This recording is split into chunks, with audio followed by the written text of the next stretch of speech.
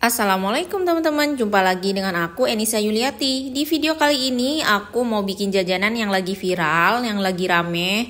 Bikinnya gampang banget, tanpa telur, tanpa ulen, pokoknya gampang banget. Dan bagi pemula tentunya pasti berhasil. Langsung aja ke cara membuatnya.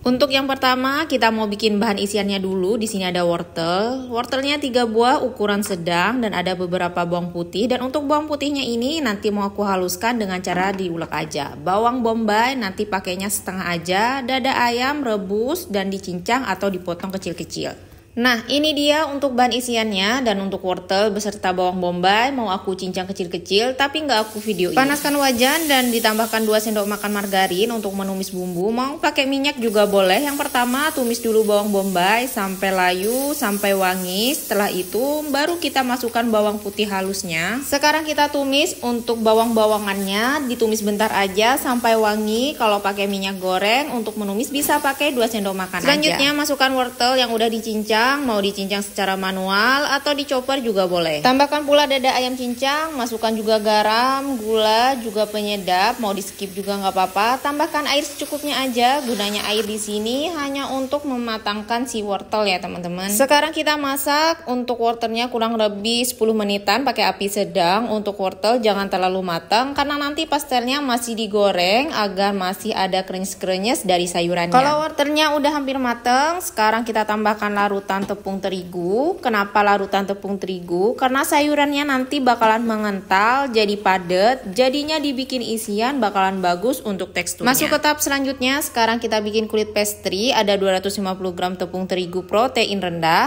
tepung tapioka, pakai juga sedikit tepung beras. Selain itu, aku juga pakai margarin. Di sini margarinnya agak sedikit banyak. 2 sendok makan minyak masak.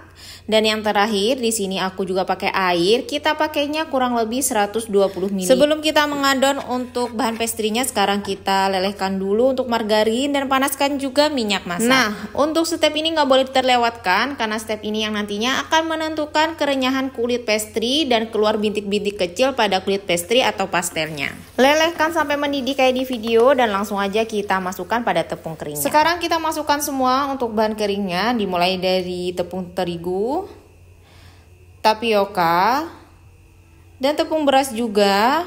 Dan di sini juga jangan lupa kita tambahkan garam sebagai perasa.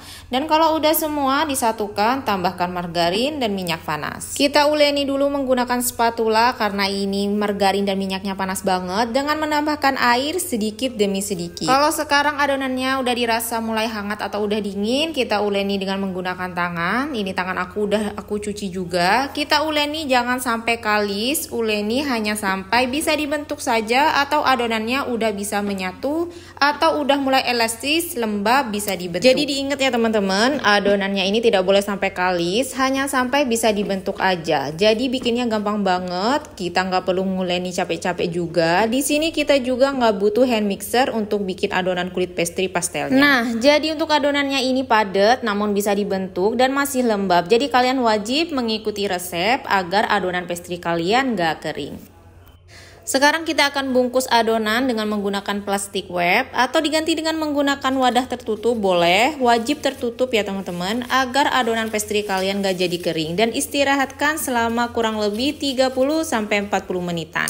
Ini adonan yang udah diistirahatkan sama kurang lebih 35 menit. Adonan ini juga udah mulai elastis namun tetap padat, kokoh tetapi bisa dibentuk. Untuk adonannya ini sekarang mau aku bagi adonannya menjadi kurang lebih 30-35 gram, bisa ditimbang juga agar besar kecil pastel sayur sama ya teman-teman. Tapi kalau misalnya nggak mau ditimbang, mau dikira-kira aja juga boleh. Tetapi saran aku, kalau untuk dijual atau untuk pesanan harus ditimbang agar besarnya pastel sama, ngembangnya pun juga sama. Jadinya nanti satu ukuran, bakalan cantik dan menarik tentunya kalau pastel sayuran kalian untuk jualan. Dan setelah ditimbang satu persatu, dapatnya itu 16-17 biji kulit pastel. Kita tutup atasnya dengan plastik atau kain bersih agar adonan kulit pastry tidak kering. Selain itu kita siapkan juga untuk isiannya, dan aku tambahkan juga telur rebus yang nantinya ini mau aku potong tipis-tipis, dan telur rebus ini sebagai tambahan aja ya teman-teman. Sekarang kita ambil satu adonan kulit pastry, dan sekarang kita kepal-kepal adonannya dengan menggunakan tangan sampai membentuk bulat-bulat untuk memudahkan kita juga menggilis adonannya. Kalau udah mulai berbentuk bulat, sekarang gilis setipis mungkin, tapi hati-hati robek untuk kulit pastry-nya ini karena nanti mau digulung, jadinya aku bikin untuk kulit pastry-nya ini sampai tipis. Saran aja kalau mau menggilis, aku saranin kalian menggunakan talenan berbahan plastik atau bisa langsung digilis di keramik marmer dekat kompor kalian. Jangan menggunakan talenan kayu kayak gini ya teman-teman, karena adonannya ini tidak benar-benar kalis, sedikit keras, khawatir lengket pada talenan kayu ketika menggilis. Kalau udah mulai tipis, tambahkan sayuran di bagian ujung salah satu sisi. Isi secukupnya aja, tambahkan irisan telur rebus di atasnya. Tutup bagian atasnya terlebih dahulu. Sekarang lanjut tutup bagian pinggir-pinggirnya, sisi kanan dan kiri sampai tertutup semua. Rapikan sebelum digulung.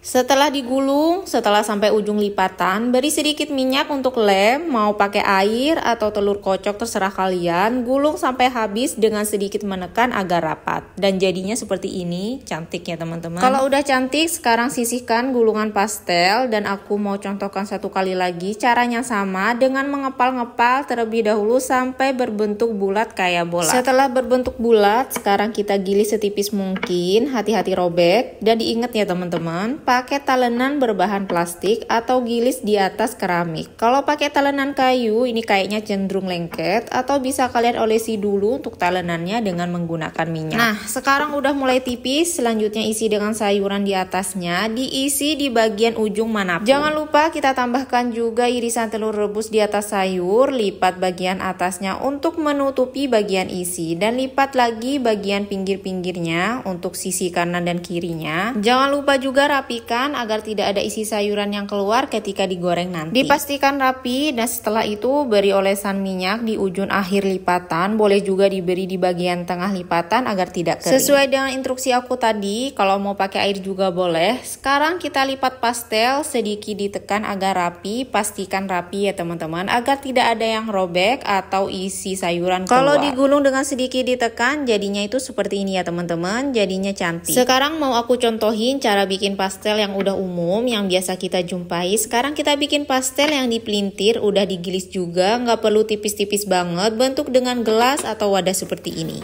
Pakai cetakan gelas boleh, yang penting nanti menghasilkan bentuk lingkaran sempurna. Dan untuk besar kecilnya cetakan, bisa kalian sesuaikan dengan kebutuhan kalian masing-masing. Sisihkan bagian pinggirnya yang tidak terpakai kalau udah berbentuk lingkaran. Sekarang kita isi dengan menggunakan sayuran. Jangan lupa tambahkan irisan telur rebus, beri lem atau minyak di setengah lingkaran saja. Oh ya, jangan lupa bagian luarnya juga diberi lem, bagian yang mau kita pelintir nanti. Tadi aku lupa untuk videoinnya ya teman-teman. Ditekan-tekan bagian tengah agar isiannya menyatu padat, dan pelintir di bagian paling pinggir.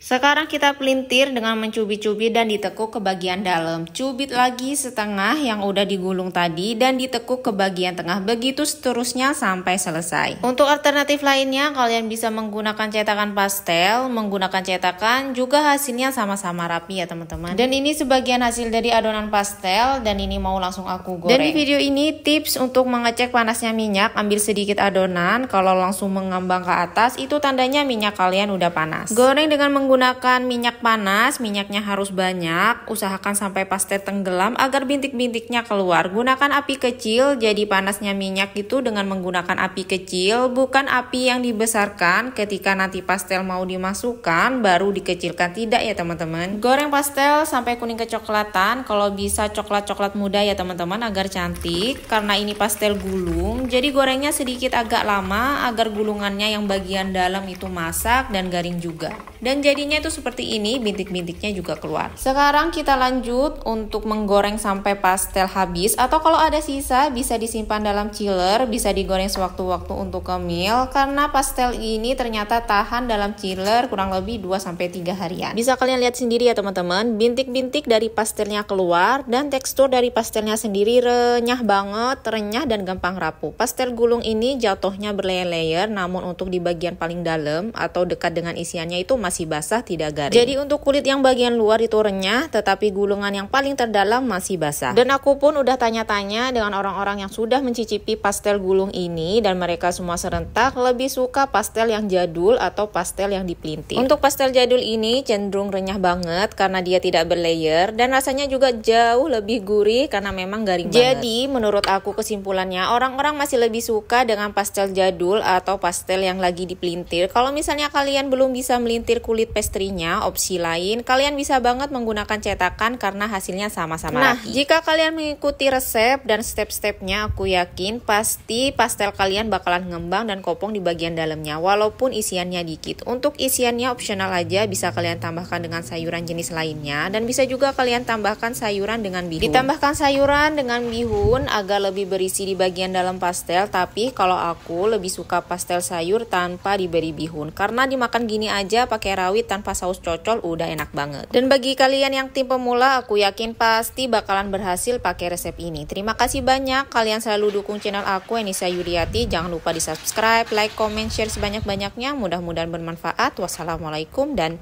bye-bye.